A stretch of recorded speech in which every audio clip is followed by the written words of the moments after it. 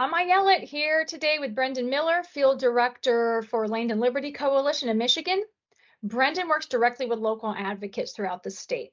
He's also a former Lapeer County Commissioner, former school board member, football coach, dance teacher, and an oat farmer who comes out of Republican Party politics in Lansing. Brenden has a lot of really interesting ideas and experiences for those who work on community engagement, so I'm really glad that he's joined me today. Brenden, in case there's anybody who's not familiar with Land and Liberty Coalition, will you tell us a bit about it? Yeah, thanks. We've been doing this for several years now. I've been there since the beginning. The organization started in 2019. I've been working in Michigan ever since. We're an organization that covers 12 states across the Midwest region, as well as areas like Texas and Virginia. And we're looking to continue to expand across the entire country. What our organization does is we're a group of conservatives who work in townships on the local level to develop strategies to combat opposition. So we're the folks who can bring additional credibility to renewable energy developers and can provide strategy. And the great thing about our organization is all of us who are in the organization have been involved in politics, conservative politics in particular, for several years prior to our engagement. So we have a lot of local credibility that we bring to the table that adds an additional sort of hit to the opposition. And we also do several things such as research or explore research and give research to township and local officials, whether it's at the county level or the township level, depending on what state you're in. But we're kind of a do-all when it comes to development. You have been an elected official. What advice do you have for developers who are trying to win permits, which are political decisions? Yeah, so as a former elected official, I can tell you, elected officials are going to care about their job more than they're going to care about your project. That's just a simple fact. Most of these guys have been doing it, guys and gals have been doing this for 20 years prior to you being there, a decade prior to you being there. So having them go against what they perceive as the community, which of course the opposition makes it feel as if the entire community is coming out against a project, is really tough. Now, there's a couple ways you can combat this. And one thing that I have found very effective both in my job and as a county commissioner is providing information. So one thing that we at Land and Liberty do is if we have a project, say in some random township in the state of Michigan, and there's a ton of opposition showing up and making a bunch of claims about, poisoning the water or destroying property values, I mean, you name it. We go in there with a huge binder full of information, a literal binder full of information. And what the binder has is it has the opposition talking points, a little bit of background on what the opposition is talking about, and then it has study after study after study from peer-reviewed sources that combat what the opposition says. And that's really effective because the one thing that elected officials don't want to be perceived as is dumb, right? They don't want to be perceived as unintelligent. So if they're hearing unintelligent arguments and they're viewing the opposition as making unintelligent arguments, they are not going to go with the opposition. They're going to say, well, listen, I understand what you're saying, but here are the studies that prove that isn't true. So that's a really effective way at getting to the elected official, is to make it seem as if the opposition is not credible with their claims and then providing credible peer-reviewed studies to counter those claims. And that's going to be a really effective way to target the local electeds. Makes a lot of sense. What do you think about the idea of supportive landowners talking to other landowners, like those who haven't signed up and whose support is unknown, before there's even a proposal for a project? It seems like those peer-to-peer conversations could be important, but how do you think they could happen? Yeah, those are incredibly important. And we've, at Land and Liberty, been able to leverage such discussions. So for instance, I'll tell you an example of what we've done in a couple of communities. In one community, we had one particular landowner who was very large and influential in the community. He was looking to get solar on his property. We actually assisted him in going door to door with his local neighbors. Some of them were, a couple 5-acre type farmers. Some of them were much larger, and talk about solar.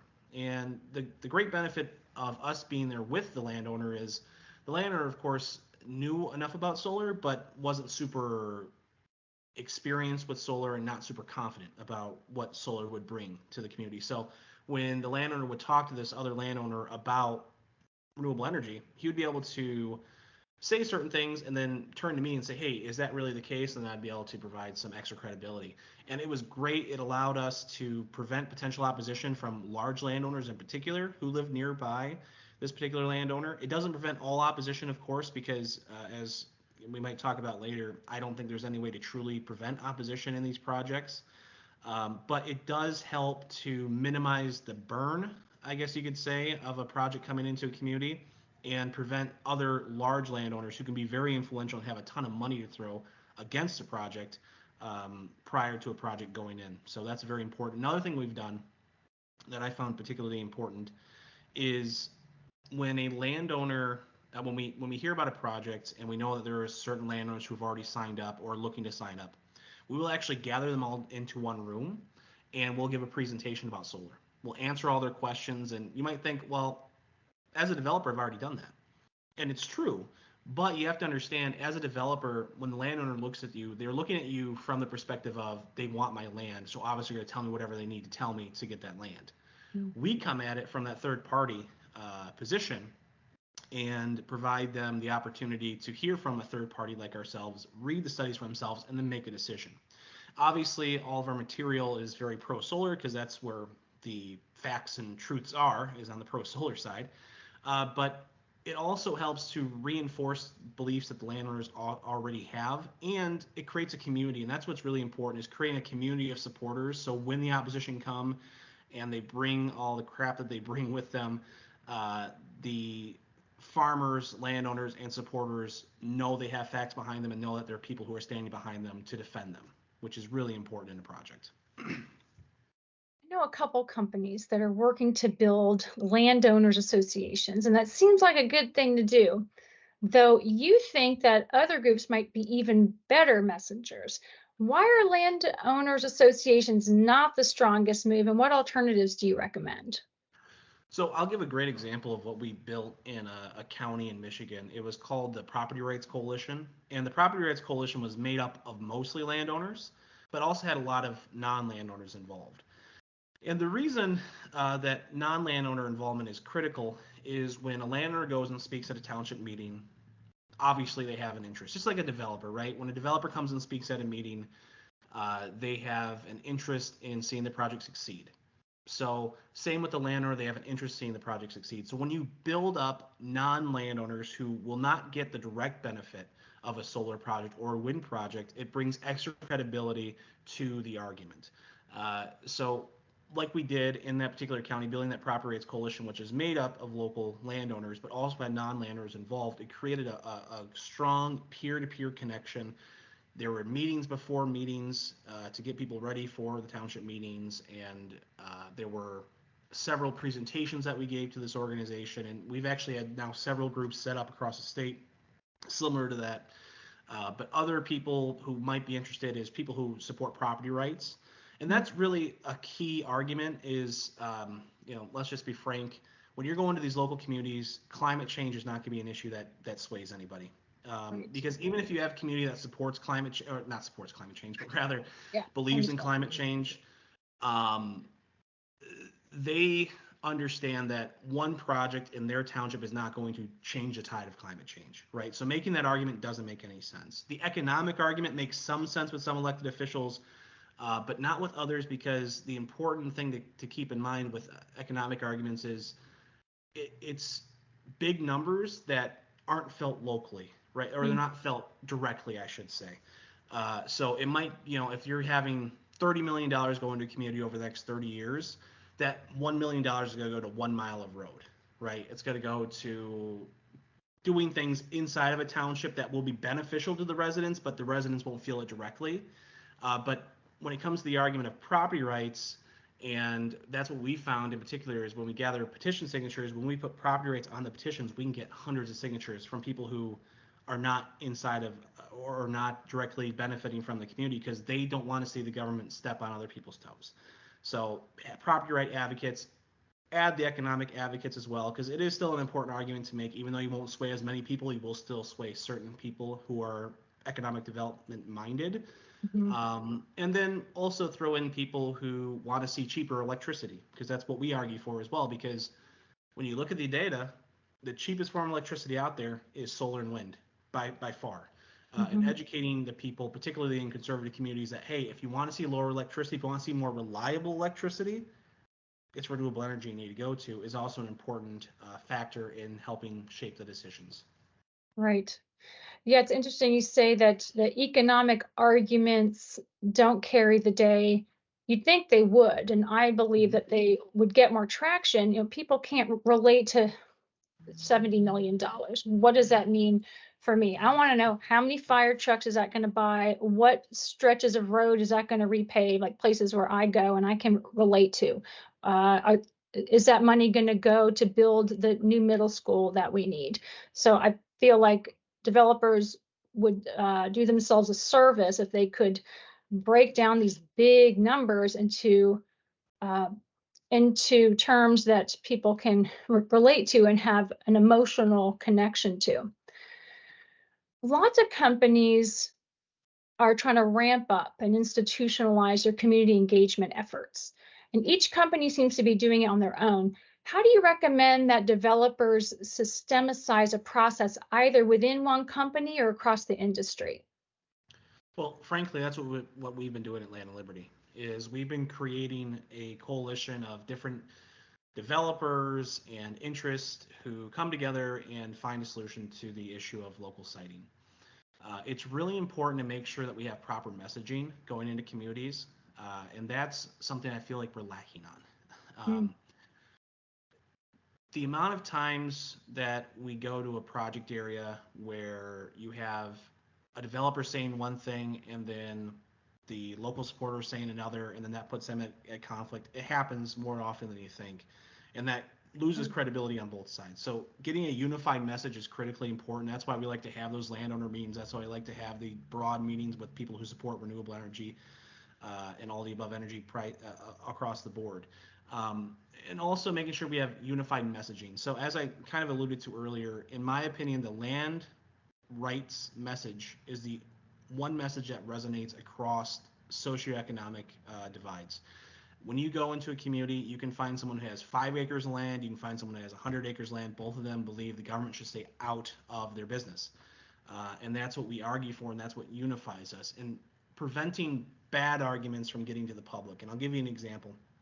I talked about climate change earlier, and as I said, I'm not taking a position on climate change by saying this at all, but I am just going to clarify the climate change issue does not resonate well, especially in these rural communities that, as I said, some of them are becoming more aware of the climate change issue, but not to the point where they care about it enough to put a project in. We had a project in which we had roughly about 30 to 40 people attend in support of a project who were getting up and speaking in support. It was great. Obviously, I was there speaking in support. We had a little bit larger opposition, probably about 50 to 60 folks in opposition who were also getting up to speak. But our arguments were making better sense. You could see it resonate with the township officials more.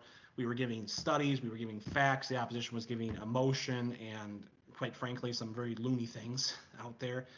But then all the momentum we had kind of stalled when one particular person stood up and said, I am ashamed of my community because you are going to kill our children and grandchildren by not putting this in. And when this whole tirade about climate change and how the earth is warming super quickly, and just this whole tirade, and what it did is immediately the people on the township board, their eyes sort of sunk back, they sort of rolled their eyes, the audience started to laugh at the person, and then when it came down to the vote, most of the township officials, instead of referencing things that we had talked about, the land rights, the studies that show that property values are not affected, they talked about this one person who talked about climate change, and Right. it derailed our entire situation. So it's incredibly important to make sure, if you are going to talk about climate change, it's incredibly important to understand how to talk about climate change.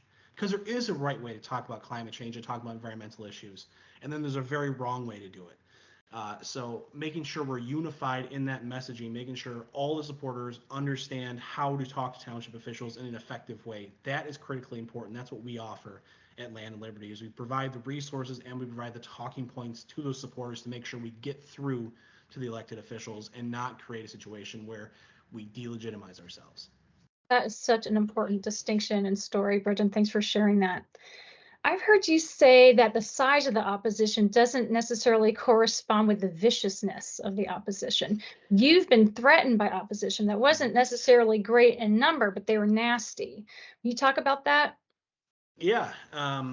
There were two stories I think that help illustrate this. There was one, I was working in a place up in the Thumb, or a little bit west of the Thumb, and there were like 5 or 6 people there. That was about it. 5 or 6 people. Most of them were part of this one family.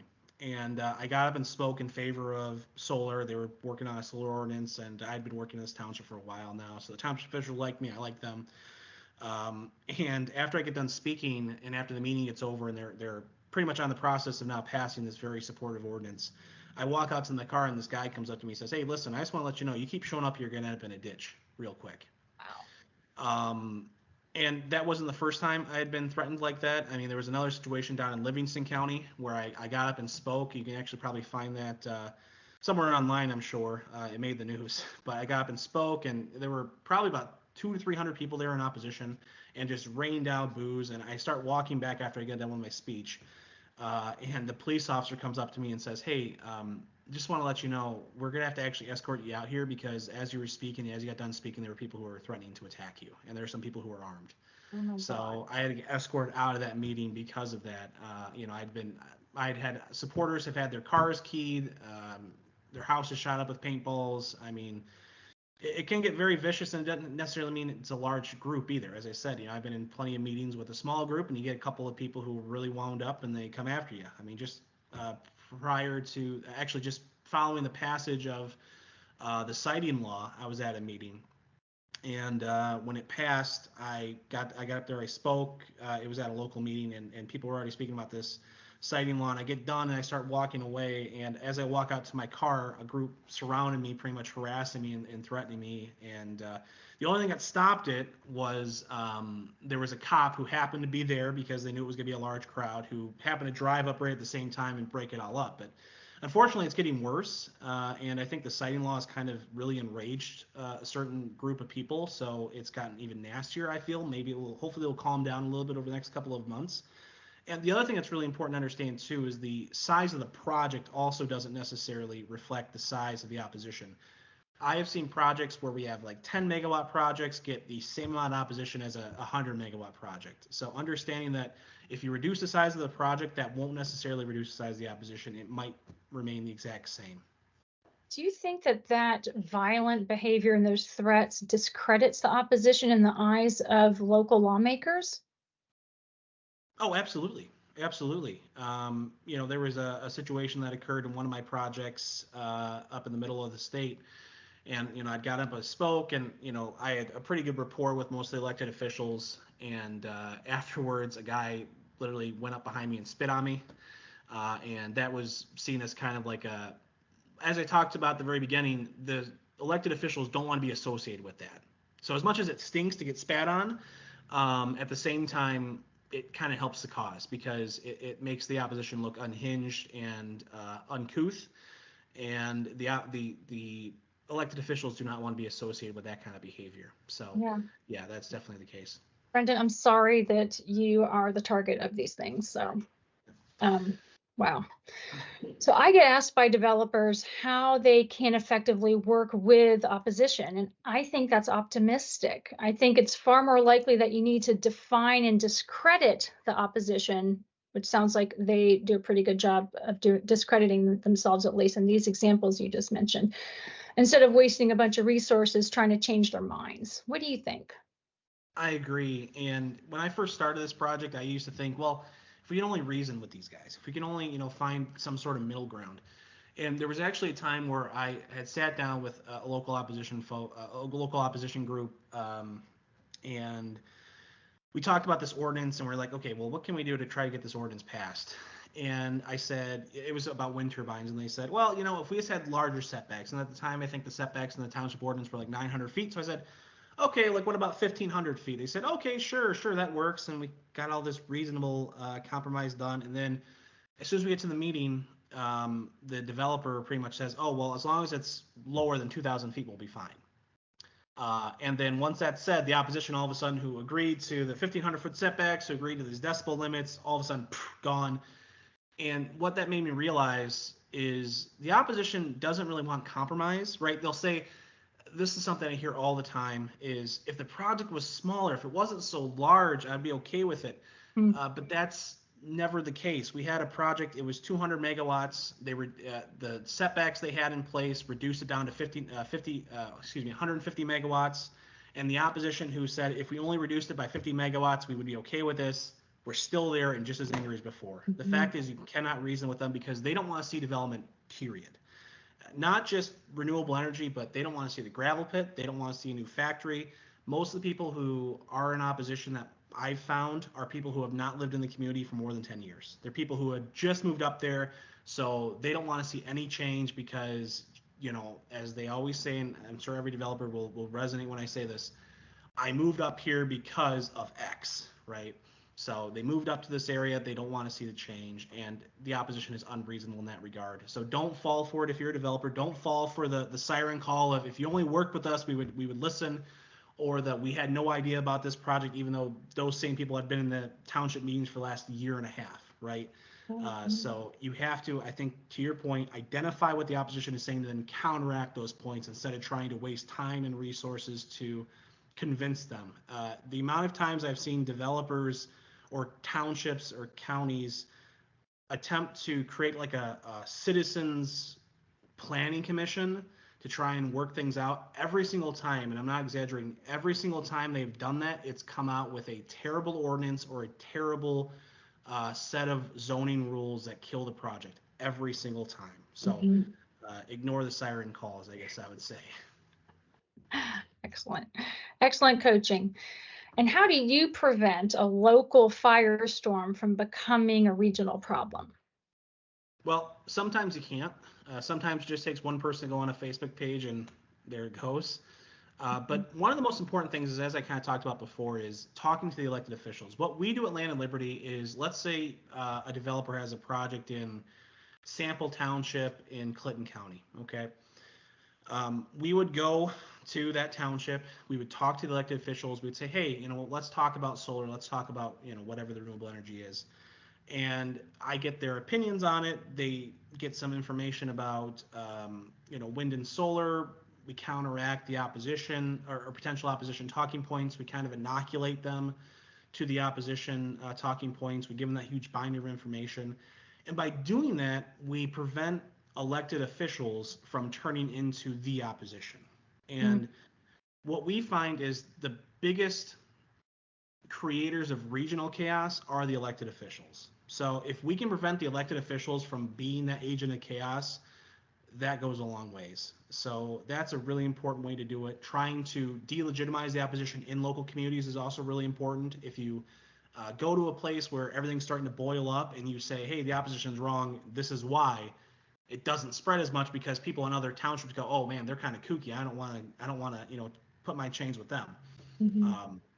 So that's really important. Dealing with elected officials early and quickly, and hitting the opposition hard as soon as they reveal themselves and making them and delegitimizing their opinions. That is the only way you can attempt to prevent the regional spread. But as I said, sometimes all it takes is a little spark from somebody, or as we've seen in one community, one person who's really dedicated to the opposition, sending out an entire letter to pretty much all the surrounding townships about how this is going to poison all the water and we got to freak out.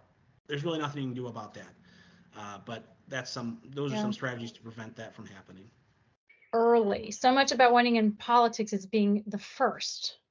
And so, community acceptance is an industry-wide problem, but there's a tension between protecting the industry and protecting a company's competitive advantage. So, for example, a political best practice for the industry could be to meet with local officials before any landowner gets a knock on the door, which we know triggers the rumor mill and puts companies on their heels instead of being on their toes. A political best practice would be to take the temperature of local officials before that happens, saying to them, our projects generally bring this much tax revenue, economic activity, and employment to a county. Are you interested in exploring that with us? Because if the answer is no, you need to know that early. It's much easier to turn a maybe into a yes than turn a no into a yes. But a political best practice is not necessarily the business best practice. because there's a risk associated with talking to anybody and letting your competitors know that you found a good interconnection site and this place would be a good place to build. What guidance would you give developers on how to thread that needle? So I'm going to tell you something that we do. We do something called I like to call it the $1 million Saver Program. And what it is a developer will say, hey, I'm really interested, I see the interconnection in this township, and we see potential landowners over there. Do you want to go and figure out what's going on? So what we do is we go there and we don't bring up a project, we don't bring up a developer, we act as a complete third party person, and we go into that community and we say, hey, what do you think about this? We talk to elected officials, and when we figure out what the sentiment is, whether it's the elected officials, all five, hate wind and solar with a passion, I go back to the developer, I say, hey, listen, don't do it.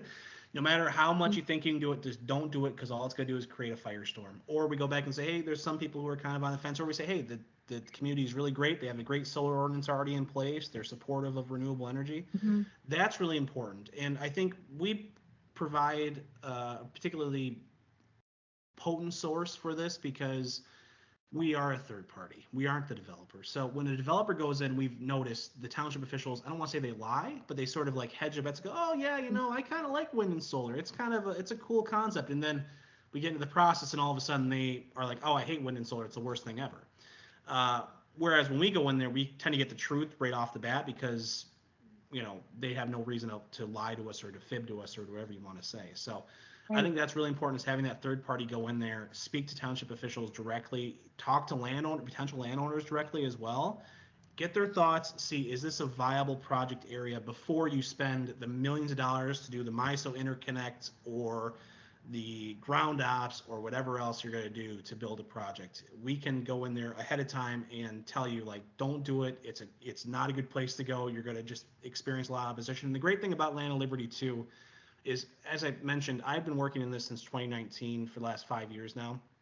Mm-hmm. I personally have worked in a little over a third of all townships in the state of Michigan and over half of all counties in the state of Michigan. So I have sort of a built-in credibility with a lot of these elected officials. The amount of times I walk into a community and go, oh, hey, I know you from, the township over there. Or I can even go back and say, hey, I worked in this project in 2019 in this township. Don't go there because I know there's a huge opposition who's just waiting to crash down on any developer, is incredibly important. So I would tell developers, make sure you know where you're going to before you go there, and try and tease out those potential issues before you arrive, because otherwise you're going to spend a ton of time and a ton of money on a project that, quite frankly, won't ever get off the ground. Yeah. Brenden, this has been such great coaching. Thank you so much. This is all the time we have. And keep up the great work. And thanks to those of you who have tuned in.